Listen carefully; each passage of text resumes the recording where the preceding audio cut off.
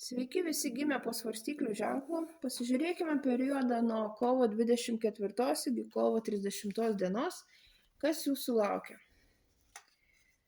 Savaitės perspektyvos, ko vengti ir patarimas jums.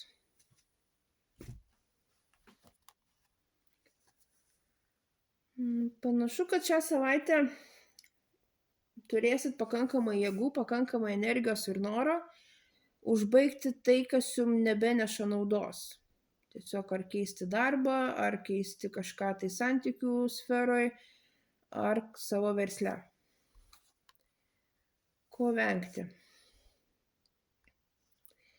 Venkite pasidavimo savo kažkokiom tai iliuzijom. Netikėkit ir nepasitikėkit žmonėm, kurie pernelyg jūs giria, pernelyg bando jums būti geri.